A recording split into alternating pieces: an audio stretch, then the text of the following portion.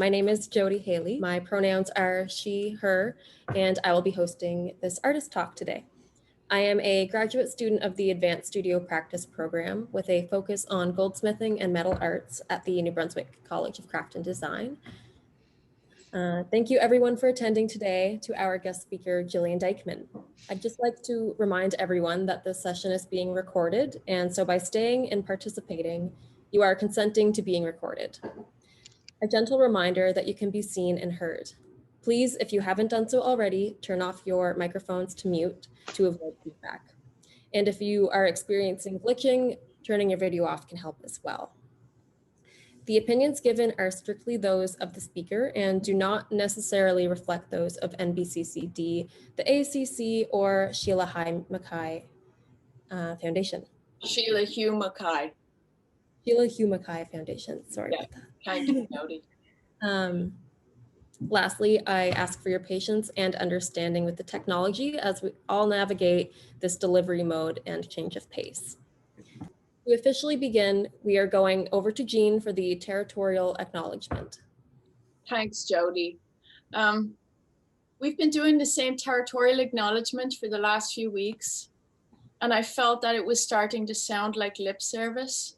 And I think it's really important when we come to acknowledge the land and our positioning in this land, that it is something that comes from the heart. And so with that in mind, I wanted to share that I was actually born and raised next to the River Liffey in Dublin, Ireland. And it is a great waterway known as An Rurteach, which translates to mean the stampeding one, because it was prone to these fast and furious flash floods that took everybody by surprise, including the Vikings. And so now I'm an outsider and I walk on somebody else's land. And actually I'm positioned next to, and the entire college and our talk here is next to the Woolastook, or the St. John River, along which live the Woolastoguiwick, the people of the beautiful and bountiful river. And so in stating this, I'm acknowledging that I am fed and watered and I am sustained daily by land, and I am positioned in this land. And these lands are lands of the Wabanaki people. And despite the efforts of the Canadian government since Confederation to assimilate and erase Indigenous peoples through acts such as the Indian Act and the Residential Schools Act, thankfully, the resilience and the traditions of our Indigenous peoples continue to influence the Canadian political, cultural, social, and environmental landscape today. So thanks, Jody, back to you. Thank you, Jean. Now over to Ben to tell us about the guest lecture series. Jody. This guest lecture series is organized by the Advanced Studio Practice program at the New Brunswick College of Craft and Design in partnership with the Atlantic Center for Creativity. The purpose of the ASP guest lecture series is to model successful contemporary practice to our students and to inform, inspire, and ignite art and design dialogue and engagement in the greater public community. The guest lecture series focuses on New Brunswick and provides a platform for presentation, a time for dialogue, and a celebration of the creative and cultural riches that we hold in Atlantic Canada. Thank you, Ben. Now over to Allison to tell us about our partner, the ACC. Thank you, Joe. The Atlantic Center for Creativity is an initiative that promotes creativity across disciplines. It has three main goals: to promote research and programming in the area of creativity and innovation, to offer events such as symposia, conferences, and workshops on a yearly basis for sharing ideas and information, and to build partnerships in the area of creativity and innovation on a local, regional, and national basis. You can get additional information and check out the new online journal, Creativity Matters, by visiting the website atlanticcenterforcreativity.com. Thank you, Allison. Now over to Lee for our guest speaker introduction. Thanks, Jody. I'm happy to have Gillian join us today. This talk will focus on her recent artwork, Revolution, Revolution, an exercise-based performance, an exercise class-based performance. I better get that right. How do we better engineer our energetic outputs to formulate new ways of being, to radically reimagine what it is we're doing with our lives, our life force, our love? I'm gonna make I'm it interested. louder. Gillian Dykeman is a multidisciplinary artist, instructor, and arts writer based in Fredericton, New Brunswick. Dykeman's artwork is grounded in intersectional feminism and performance-based practice with a focus on inviting in the radical imaginary. Over to you, Gillian. Wonderful. Thank you for the introduction, Lee and Ben and Jody and Allison and Jean. That was delightful. And I'm really happy to be here with you folks today. I'm actually going to end up talking about two of my artworks. And I have someone walk napping my little 9-month-old right now. So we have this window of time together, which my windows of time to do artistic activities have become very precious to me, and I found that I'm learning to maximize them. So let's do this. Oh, I'm getting a little feedback. That's okay. I'm just going to do a screen share. Bear with me while I set that up again. Okay, one sec.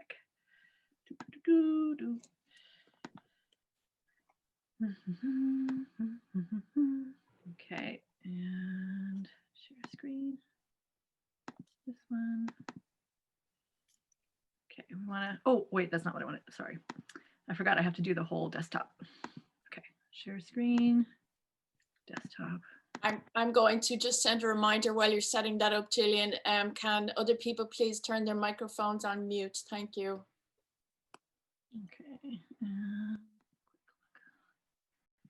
And full screen. Okay, so I know that this image might not look great over Zoom, but I'll tell you what you're looking at. It's a giant gray square, and there's a white line, and in the very, very sort of right here, there's a pale blue dot, and that's us. So this is known as NASA's pale blue dot image. It's 40 years old now, and when it was released, it sort of blew everyone away. That to think that everyone who's ever lived, and I'm going to paraphrase Carl Sagan a little bit here, everyone who's ever lived, every struggle, every human experience that's ever happened has happened on this pale blue dot. And I want to draw attention to that because I'm talking a lot about energy today, energy and artistic practice, energy and art. So we live in an energetic universe, and it's nothing short of miraculous that we've been organized into being out of stardust. Not only do we exist, but we have consciousness. We are driven. Survival drove our evolution on a nonlinear, messy, scrappy trajectory. Our mothers, early mammals, made it through ice ages on this planet by cuddling, holding each other close in the cold and the dark. Our warm blood, our heartbeats are why we are here. These heartbeats and all our neurons pulse with energy expressing liveliness. The want, the desire of consciousness is embedded in our soft bodies and has propelled us to this moment. Our wants, in fact, exceed our bodies through creative expression, through art. Art is energy, and energy can be directed. Just as a hydraulic engineer directs the flow of water to potentially serve the good of all, for drinking water, for sewage and irrigation, so too can art capture and direct energies. So that's where I ask, what is the energy of solidarity and fellowship? What about the energy of extraction? How do we make meaningful work when we are embedded in this planet and implicated in our everyday actions?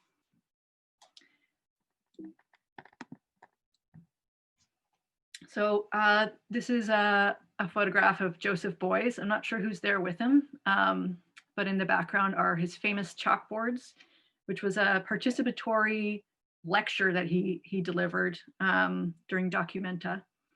I forget the year, but he was a person who said that everybody is an artist. And I want to kind of go with that for a moment. Everyone should be an artist. Everyone should feel that they have the creative tools to rub up against the edges that might otherwise hem them in. Rules of propriety, civic bylaws, economic rules, citizenship rules, rules of gender. Wherever boundaries are most rigid, they're most vulnerable to cracks. Artists are trained to get their fingers in there. I want to talk to artists who pry those boundaries back a little, and artists who conflate things, who bother containment, artists who are double agents. It's sort of my preference for how to operate.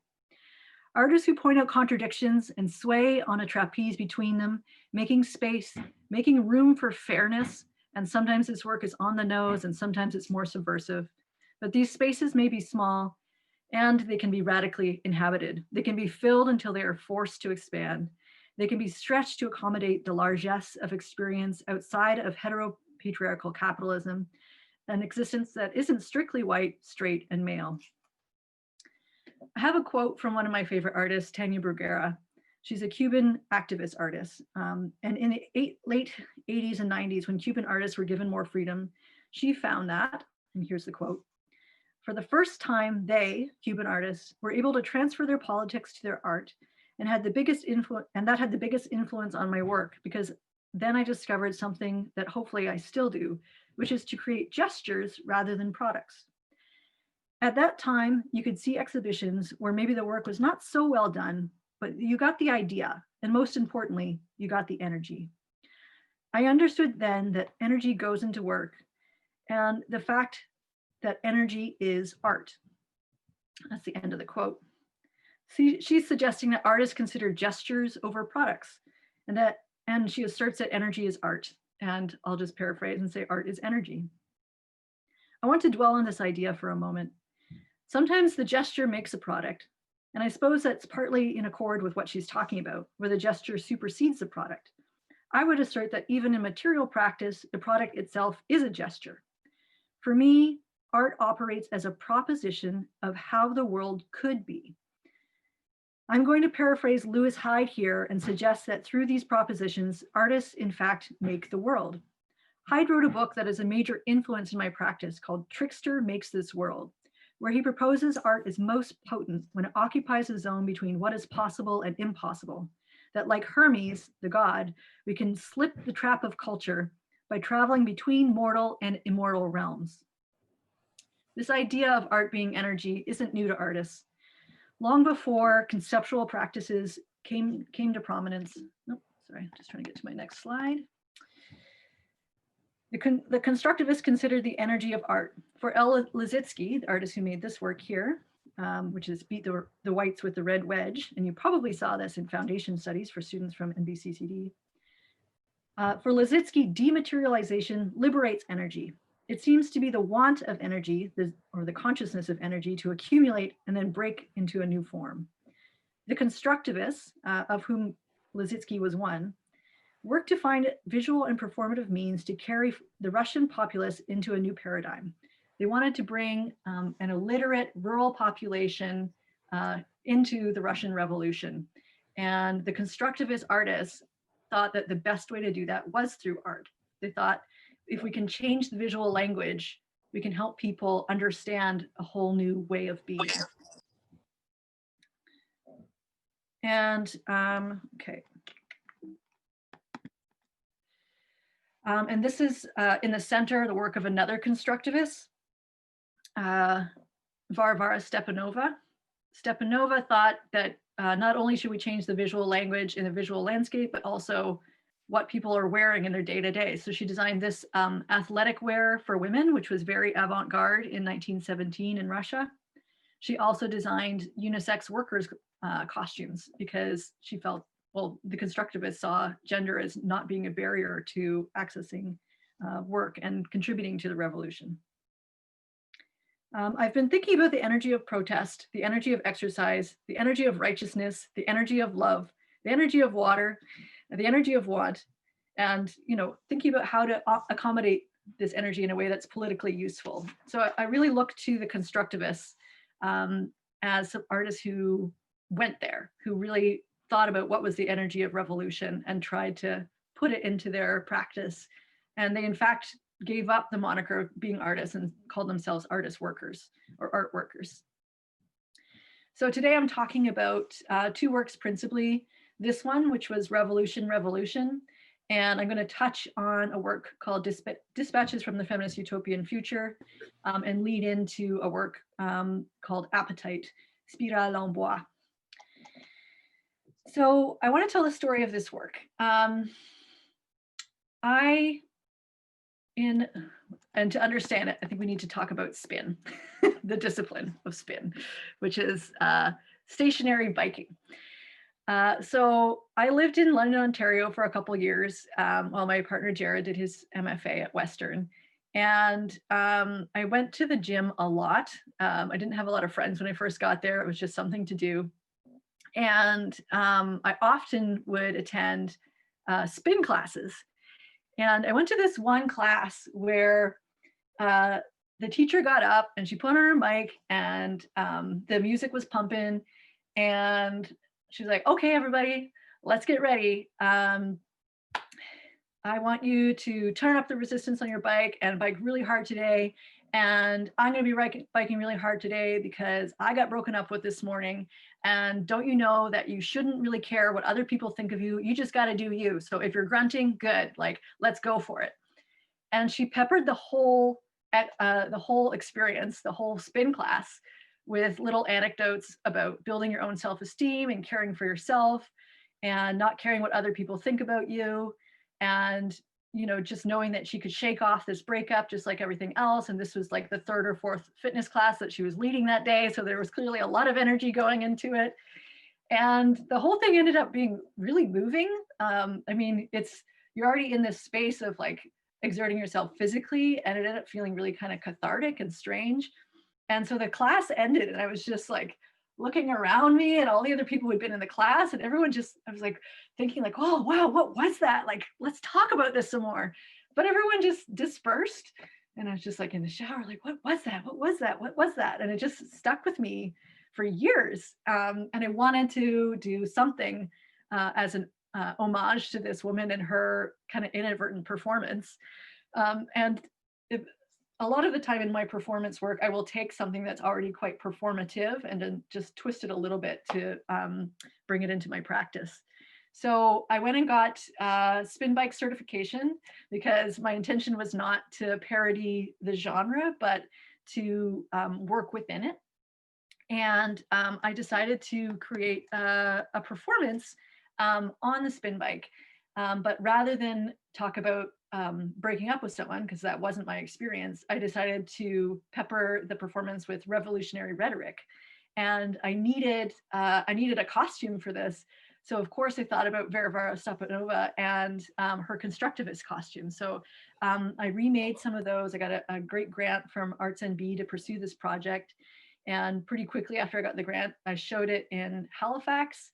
And the way I showed it was I displayed these costumes, and I had recorded a YouTube style video in my basement with like the wood panel and everything of the performance, where the idea being that people could watch it at home as well. And I also gave the performance at St. Mary's University in their gym there. And I also made some posters like this one. So there was this pairing of spin bike instruction and revolutionary rhetoric.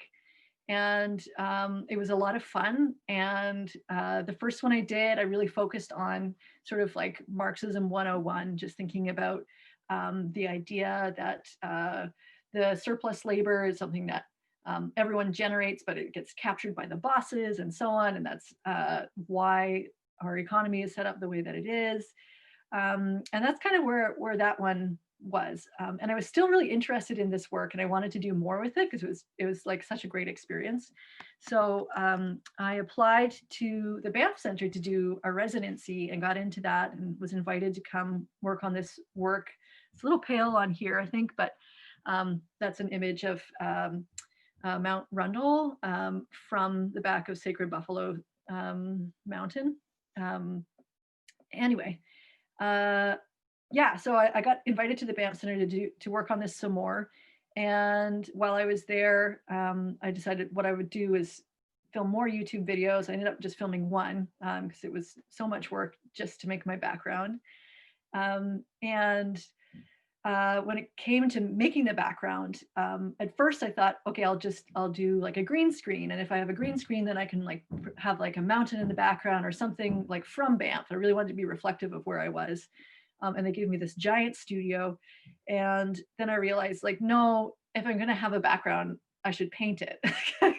And just thinking about the way that gyms will often have these large sort of vinyl sticker backgrounds that are often murals and that kind of thing, just sort of, especially in spin rooms or like there's smaller fitness rooms, they'll do that. So I decided to make this painting, which is a watercolor painting, and it's 7 feet tall and 12 feet across. And so that was a physical challenge into itself, but I really wanted to capture that sort of Banff energy to put into to my new YouTube video. I also decided that it would be best to update the costume because I really wanted this new YouTube video to be able to operate kind of in the same realm of that screenshot that I showed you of this other one, where there are it's just one of the genres on YouTube is our fitness videos. And I wanted it to occupy that space as much as possible. I still wanted people to engage with all of my content, but the idea being that you might accidentally watch it when you're just looking for a 30-minute spin workout. So the baggy costume wasn't kind of doing it as far as that went. Yeah, so I remade the costume, and that the sort of these parts are like sports mesh and the rest of it's like stretchy bamboo. Yeah, and then I made my YouTube video and I set it to 1980s pop music soundtrack. And in this one, I updated my rhetoric quite a bit, and this is on YouTube, you can go watch it. And I focused on talking about more contemporary worker issues, especially the idea of precarious work and introducing the idea of the precariat. So there's this sort of understanding that the workforce generally that we live in is moving toward more precarious work. So in Japan, it's already 50% of the workforce. And in North America, it's between 30 and 40, but on the rise. Where, and what I mean by precarious work, where workers have part-time work or several part-time gigs that they stitch together to make one full-time income, or they work on contracts and they just go contract to contract, so they don't have any real security in their job. And the problem with this is partly that these workers escape sort of a lot of social safety nets that we have. So accessing EI is problematic if you're self-employed and you're a freelance worker. Is this frozen? Oh no, Jean's eyes were just closed. Okay, sorry. He was just very still for a second. Yeah, so freelance workers accessing EI is a problem because you actually have to, if you want to access it, you have to be paying into it all along. And unlike when you have an employer, you actually have to make both contributions. So usually for workers, the employer makes a contribution and the worker makes a contribution, and so it's half. But if you're self-employed, that's actually the full amount is what you have to pay if you want to be able to access EI. And another issue with that would be if you're self-employed and you want to access maternity leave, same thing. You have to pay this sort of full amount EI, so like double into EI, and then you can take your maternity leave. But when you come back, for as long as you're self-employed, you have to pay that forever. So that's not how those social safety nets are meant to operate. But for an increasingly large part of the workforce, they're just missing out on really supporting them. And there's so many of these kinds of workers that they have their own kind of working class name now, which is the precariat. And so in this performance, again, you get a lot of great spin workout, and I talk a lot about things like resistance on the bike and resistance in your own life and political resistance. So there's sort of this idea that like, when you want to really increase the resistance on the bike, that's like working extra hard, but you have to make sure that you also have time of recovery. And so I like to remind the viewers that like, just like in political activism, it's great to have these moments where you're working really hard and focused and like working together on something, but it's also really important to have that time for self-care and to kind of refill the batteries and look after yourself, because so many people who get involved in activism burn out really, really fast because there's just there are so many things to take care of. And similarly, if we're going to build some kind of precariat worker movement, we have to be mindful of those things. We don't want to suffer from the mistakes that earlier worker movements might have made, and we can learn so much from established worker movements. So yeah, that's all part of my my world in the YouTube fitness video. So thanks to this performance, oh yeah, so I did the fitness video at BAMP, and then I also offered an in-person performance in the spin gym at the BAMP Center. So everybody who was in my residency did that too, or rode along with me, which was very fun. And one person was so jazzed that he's like, you gotta do this again. You gotta do this again. And then lo and behold, I got a phone call from him not too long after, or an email rather, inviting me to Los Angeles to be part of a performance art night of feminist performance art. So that was in, I went home at the end of November or early December. And then in February, I got to go to Los Angeles and participate in an evening of feminist performance art at ArtShare LA, which is this major artist run center in downtown LA. And it's the only one in downtown. For that one, I only had a 10-minute window. So this 30-minute performance needed to be 10 minutes long because it was like an evening of performance art. It was like performance after performance, and or had 15 minutes. And I didn't have spin bikes. That totally fell through. The person who was organizing it tried, but just didn't work out. So then I adapted it to aerobics. So I had like 60 to 80 people in a room doing aerobics and yelling about how important it was to have universal access to healthcare, which was, I think, kind of timely. So that was 2018. Yeah, so I got to do it then. I also got to do it as an aerobics performance in New Brunswick. So that I did at Connection Artist Run Center and in Sackville at Struts Gallery. And that was part of the Perform series, which is happening again this fall. They just had to postpone it because of the spike in COVID, but that was with Mathieu Leger and Linda Ray Dornan. So again, I did it at in those places as the aerobics performance. So it was great to have this new way of doing the performance that was a little bit more portable. So let's see. And then I got asked to do it again. Oh, this is 2018. I guess the other thing was in 2017. I'm sorry, I'm forgetting my years. No, this was that was 2019, this one. Okay, yeah, so that was 2018. Apologies.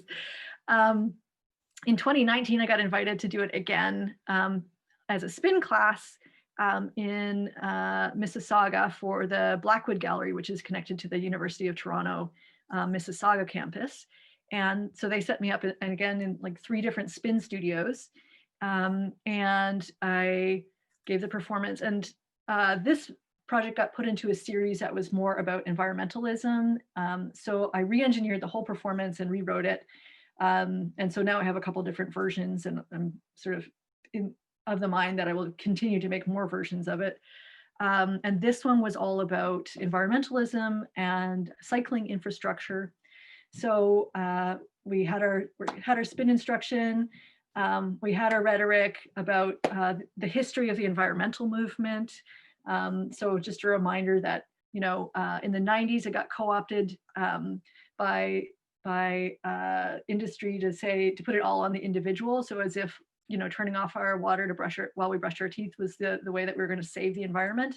But that's kind of what happened to the environmental movement in the 90s. So I kind of asserted that it was important that we hold industry to account, hold government to account, and that also we bike as hard as we can and imagine a bicycle highway. And so I took everyone through this visualization of a bicycle highway for the GTA. And we imagined that there would be a bike-in movie theater and water fountains and tool stands and basically anything. And different lanes for fast and slow cyclists. And so I was very delighted when, I wasn't delighted about COVID, but I was delighted that one of Toronto's responses with having everything shut down for COVID was that they opened up the Gardner Expressway to be basically a bicycle highway. So sometimes dreams do come true. Yeah, so this performance has had legs, and I also showed it in Halifax without doing the performance. Again, I showed it at the Hermes Gallery, and for that one, I just displayed the costume, a stationary bike, and then the YouTube video, so people could bike along in the gallery, and I think some children did. And that's one of the ways I like to show it is sort of as this YouTube video. And yeah, so this is one of the gyms, and I just really liked this Seize the Day. You'll notice how sweaty I am in this. It's because it's really hard. And the feedback I've always gotten from people who've participated in this performance/spin workout was like, that was really great. That was really hard. So make everybody work. But there is something amazing about kind of group catharsis. And I just loved like capturing that energy and directing it toward imagining better things and imagining kind of utopian outcomes and imagining working together and imagining, a new Green Deal kind of taking hold. So that's what we did with that. Okay, I'm going to pivot a little and talk about this work. This was, you guys can see that whole thing, right? Yeah, it's just me that sees the Zoom thing. This was a work called Dispatches from the Feminist Utopian Future. And this was my master's thesis work for my MFA or MVS at the University of Toronto. And I showed this work at the college before, so I'm not going to talk too long about it. But for this work, I went and visited several pieces of land art in the US. So I went on this epic 21-day solo road trip and went to a work called The Sun Tunnels by Nancy Holt. I went to Spiral Jetty by Robert Smithson. I also went to Amarillo Ramp by Robert Smithson. And I went to The Lightning Field by Walter de Maria. And I was really interested in these artworks and the way that they just persist on the landscape. And I had been in an art history class where there was sort of resistance to critiquing the work in contemporary terms. The students, some of them argued like, oh no, this was made in the 70s, it was a different time, like we can't critique it. But to me, or we can't critique it on today's terms, but to me, it's still there. I went and got proof, like as if I needed it, but they're still there, they persist on the landscape. And so to me, anything that's sort of persisting in our culture, whether it's like physical or otherwise, is subject to contemporary critique. And I think if anything, we're honoring those artists when we bring them into our current discourse. So yeah, and I think if Robert Smithson was still alive, he'd probably be interested in that discourse, just to give him credit, or I hope he would be. So this one was Sun Tunnels, and I was really interested in thinking about these large land arts as really colonial gestures, that they were about dominating the landscape and being permanent. And I didn't see it as being much different than going and taking any kind of territory and building something on it. So there wasn't the decolonial discourse that there is now when the work was made, but it does exist into the present. And the land that they put it on was full of history, but the artists treated it as blank canvases. So I decided to take the work and I put it into my own narrative, which was the idea that these land arts were made in the 70s in collaboration between aliens and artists to hide the alien technology in plain sight, and that the aliens were trying to bring on a neoliberal order, but once they realized that the earth couldn't sustain it, they abandoned the technology. And so feminists in the future figured out how to turn it on and use it for their own purposes to bring on a feminist utopia. But in my work, the feminist utopia needs to happen sooner. So the feminists sent us through time and space this message of how to use the land art now to bring on the feminist utopia now. And so I made a couple videos, and also this is a still from a video, these drawings, which were schematic drawings about how to use the technology, and just took this thing that was already latent and subverted it. And that is also just a common theme in my work. And I was really happy with how this work went. It was in Vienna last fall, which was such a thrill. It's going to the Anchorage Museum this fall, sometime soon. And it's been shown in lots of different ways. Sometimes people just show the videos. Sometimes people show the videos and the drawings. There's also a sculptural element. But yeah, again, I've talked about this work quite a bit before, so I don't want to spend too much time on it. But I do want to segue to a more recent work. So here's the spiral jetty, and I went there as part of this work, and this is a picture that I took. And as you can see, it's still there. And so in that earlier work, the dispatches from the feminist utopian future, I recast it as a psychic device that infiltrates dreams. Like you activate it with your body and run along it. But it's the most iconic piece of land art. And so I kept thinking about it, and I kept thinking about something that has developed more recently in my practice in the last few years. I really want to be making sure that I'm making positive gestures. So that work was a critique, and there are elements of it that were utopian. But to just critique isn't enough for me. I wanted to be able to build something else. And so, as I said, I see work as artwork as existing as propositions. And so I decided to take that form and make my own wood spiral out of it. And so I'll just come back to the wood for a second. So in 2018, I got invited to be the mentor artist for an artist residency in Upper Economy, Nova Scotia, at a place called the Red Clay Art Farm. And I was the artist mentor in residence. So the White Rabbit for the White Rabbit residency, and White Rabbit had been my first residency ever back in 2011. And you'll notice a theme too, that residencies have been pretty important in my work in terms of opportunities and stuff. I'll come back to that at the end. But while I was the mentor to what we call the rabbits, we call the artist in residence rabbits.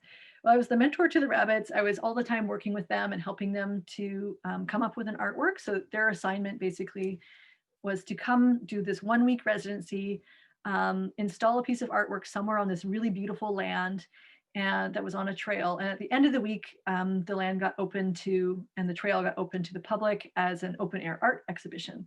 So I was there to help them work through their conceptual concerns and anything practical, and really make sure that they got to realize the artwork that they wanted to in that 1 week period. So the first half of the week, and I took them through some workshops and things too. The first half of the week was really, really intense and like very in my head. And I was in this beautiful place. It's a farm, and most people camp, and I got to stay in this little cabin, and they make all their meals for you. And you basically live in the woods. You're kind of living outside all the time. It's super idyllic, very utopian. Anyway, once the rabbits had sort of established their artworks and I wasn't needed as much, I really wanted to switch gears and just get out of my head. And there was a sauna there, and I asked someone to teach me how to chop wood so that I could, get some wood ready for the sauna and just like sort of get into my body with the chopping of the wood and the eventual use of the sauna. But I found I really, really resonated with wood chopping. Like I loved it so much. It was like, how do I make this my art practice? This feels so good. And so I knew like the spiral jetty and thinking about land art was still with me, and I knew I wasn't finished with it yet. And so I brought the two things together of working with wood and making a spiral in a project that I proposed to the Symposium d'Art Contemporain de Baie Saint Paul. So it's a international art symposium of Baie Saint Paul. And so that was in the summer of 2019. And so I applied in the fall of 2018, got invited to go and do it. And what it is, there are 12 artists that participate, and they have a school, an old school, and each artist is given a classroom to work on their project and to create their project. And the whole thing is an open studio environment. And it was more open studio than what I was prepared for. And I'll come back to that as well. But in short, what I proposed to do was build a wooden version of the spiral jetty inside of the classroom. And I did. And I had a lot of conversations with people along the way. And so I'll come back to that. So I chose the material of wood because, well, one, I wanted to work with it, but two, there was something about making that same form, but making it ephemeral that was really interesting to me. So, and I wanted to sort of challenge this idea that artists are always searching for immortality through our work. And so the wood was something that I sourced locally from a small woodlot owner, and then had to get help. And I'll show you some image of that to get it all up to this studio, which was on the second floor. And then when the project was finished, I invited locals to come and take the wood for their own fire burning. So the life cycle of this of these trees sort of got completed in the end. And in the end, there was the only traces are my documentation from this work. So I had a lot of wood to bring up, and so at the beginning, I was lucky. I was the first artist to give an artist talk of the 12 artists, and I asked everyone if they could help me bring the wood up, and I bribed them with a pizza party. That's why we got this image. And so this is what we had to do. We had this like bucket brigade scenario. All the wood was near the bottom of the stairs, and then everybody helped bring it up the stairs into my studio, which was on the second floor. And that took the better part of a morning. It took a couple hours at least to bring it all up. And then they kindly stacked it for me at the back of the classroom. And then I finally had enough wood to make my final piece. And so this is what it looked like in the end. And I had a full month to do it, but I took my time for a number of reasons. One was I needed to have something to do for the month. And I didn't want to just be sitting around in my studio talking to people. And two, I was quite pregnant. I think I was like 5 months pregnant at the time. So that's why I went for the pre-chopped wood instead of chopping it myself. I just thought physically it would be a little bit too much. Although I did do a workshop on how to chop wood and how to use a chainsaw for anyone who was interested. So we had some great participation with that.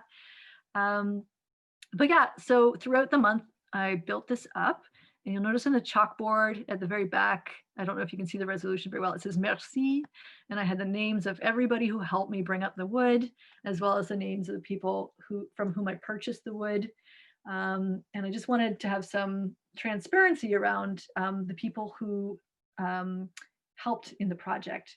And so rather than, my name is on the project, but with Robert Smithson and his spiral, it's sort of his spiral, and you don't know the names of the workers necessarily. And so I wanted to try to challenge that in the process of this. The other thing, I think I've got another image. Yeah. So over here on the chalkboard to the left, there's a little drawing of a wood stack, and you'll see them in the middle of the spiral really clearly, and then they're dispersed throughout. And these wood stacks are what you build at the ends of your wood pile to hold the wood pile together. And I'll come back. Yeah, I'm going to tell you about the Open Studio now. So I've done Open Studio before. I did it in Sackville years ago for a letter writing project, and I'd have, 1 or 2 people at a time coming through, maybe 10 people on a busy day, maybe more at the very end of the residency, but not that many. This Open Studio environment was not that. This was a major tourist event for Bay St. Paul. And dozens of people a day came through my studio, hundreds a week, like well over 1,000 in the course of the month. And all of those people would come in and engage with the work, and they'd want to engage with the artists as well. And because my studio was one of the first ones when you came up the stairs, I got basically everybody. So the people who were on the 3rd floor at the very end, I'd say, "Oh, busy day," and they'd be like, "I don't know, not really."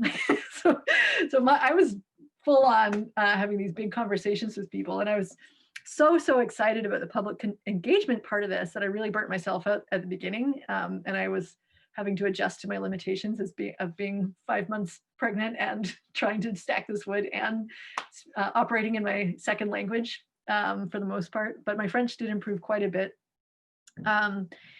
But people would come, and at the beginning, they were sort of like, "Oh, I see what you're doing." But they would always tell me their stories. And what was really great about this material was so many people related to it personally. And so I loved the other work that was happening. A lot of it was really great and relatable as well. But a lot of the work is more challenging and conceptual. And for some people, that makes them kind of shut down if they're not like accustomed to seeing a lot of conceptual artwork or sort of like post-internet like material practices and like the odd things that artists do can sometimes be alienating to people. But I found that people really related to this material, and so they'd come and they'd tell me about their wood stacking or their childhood if it was something that they didn't do any longer. So people would relate on that level. Some people would really resonate with wanting to talk about Robert Smithson, like the art nerds that came to the room loved geeking out about land art and talking about the ideas I was presenting around land art as like a colonial gesture, and thinking about how you could do otherwise, of building a monumental sculpture while not making it permanent, building a monumental sculpture and having it be ephemeral. And then we also had people that that were critical of the material use. So they looked and they said, wood, like this is wasteful to burn all this wood. And so that was really great because we would have a conversation where I'd kind of challenge them on that and talk about, well, when we think about heating homes, wood is something that can be sourced locally and used locally. And so it actually has, and it's also renewable. And so they would take issue with the idea of it being renewable. And then we'd have a conversation around different kinds of wood harvesting practices and extraction practices. So there are many ways to extract wood from the forest. You can cut it all down and plant 1 or 2 species and then cut them all down another 20 years. And we can do that sort of 3 or 4 times, but then the quality of the soil gets diminished and we get floods and all the rest. But there's also this practice that is ongoing, and that's a practice that a lot of small woodlot owners use, where they have a sustainable forestry practice where they select which trees they're going to harvest, and they tend to the forest, and they allow for these robust ecologies to exist on their woodlots. And what's so beautiful about that orientation of extraction and woodlot stewardship really is that it's a stewardship model, and that these woodlots are often intergenerational, so they're passed down from family to family. And it also means that the people who are tending them are looking after trees that are going to outlive them. And I think that there's something really beautiful about that, like we can be with the forest, we can still get this resource from it, but we can also give a lot more over to it and let it be its own thing, and sort of work with the energy of the forest and work with what is already there. And it's neat to me because we have this model of sustainable forestry that is actually in practice right now in tandem with less sustainable practices. So it's not like we can look and say, oh, there's just no way, this is the only way that we can have a forestry industry. It's like, no, this is actually, there is an alternative and it's in play right now. And not only that, small woodlot owners will often get much higher value wood out of the forest. So wood that can be used for furniture or building homes rather than just pulp and paper. So we got to have conversations around that too. And so in a way, this kind of spiral became sort of a trap for different things to happen. And people would really walk into the middle and they would feel the energy of all this wood, and they would really vibe with it, which was really cool to see. Little kids would run it. So that was part of the reason I needed those towers, which, yeah, like I said, I don't know if I said that, they're called eshoget, someone shared with me. So that was one of the conversations we had. And I had many conversations about eshoget. Everyone said, what's this term eshoget? And it's just like, I don't know if it's regional or what, but it means like turret or tower. It's like an architectural term.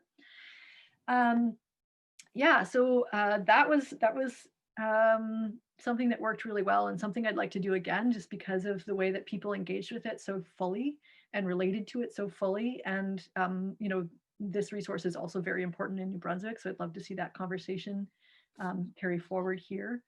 And then I've got this graphic in the back that's like a circle with the squiggly lines through it, and that was another point of conversation, was just talking about landscape.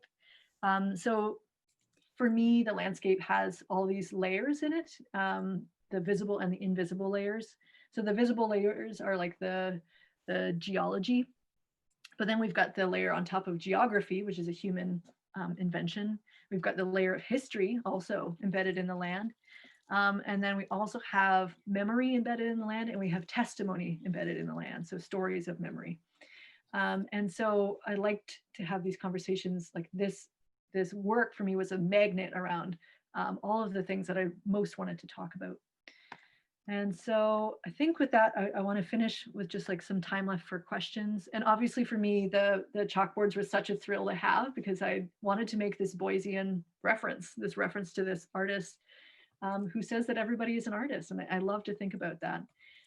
Joseph Beuys, just so I have a little caveat, he had some problematic parts of his practice where he sort of took the figure of the coyote, which is really important in Indigenous American history, and kind of used it for his own practice in this way that wasn't what we would call responsible now. But I do think that there was a lot of good stuff that he put out there that I still really resonate with. So I'm going to finish my talk with a quote that I like to finish with basically every talk that I give. And this is a quote from the author George Monbiot from his book Out of the Wreckage. And just to tie it together, this is about thinking about taking what's latent, what's already there, and subverting it, and looking at the potential. So I said, you cannot take away someone's story. This is what he says, sorry. You cannot take away someone's story without giving them a new one. It is not enough to challenge an old narrative, however outdated and discredited it might be. Change only happens when you replace it with another. When we develop the right story and learn how to tell it, it will infect the minds of people across the political spectrum. Those who tell stories run the world. And that's the end of my talk. Thank you. Okay. Maybe I'll just leave it on this one. Great, bravo. Thank you so much, Gillian. That was wonderful, really enriching and really enlightening. I absolutely loved it. Oh, thank you. I'm happy to take any questions or have any discussion that people want to have. I just wanted to say that I went to check out your video and it actually came up as unavailable on YouTube. Like the link to the website will work, but it doesn't let you actually open it up. Okay, thanks, Jody. I'll look after that. Gillian? Yeah. Oh yeah, you're stopping sharing your screen, are you? I don't have to. Oops. If you could bring it back to so we can see people for the questions and answers. Thank you. I'll stop share. Oop. There we go. Yeah. Okay, I'll review people. I have a question. I have multiple questions. Oh, Lee has multiple questions. I have multiple questions. How do you take care that, it's a layered question. You referenced the constructivists and how that made you think about what you wanted to do with your piece. How do you make certain that it's not just insider knowledge, something that is only known to a very few people about what that might mean? So as an artist, you're not alienating people because you are attaching meaning from something that the vast majority of people aren't familiar with. Yeah, I love this question, Lee. And it's something I always think about.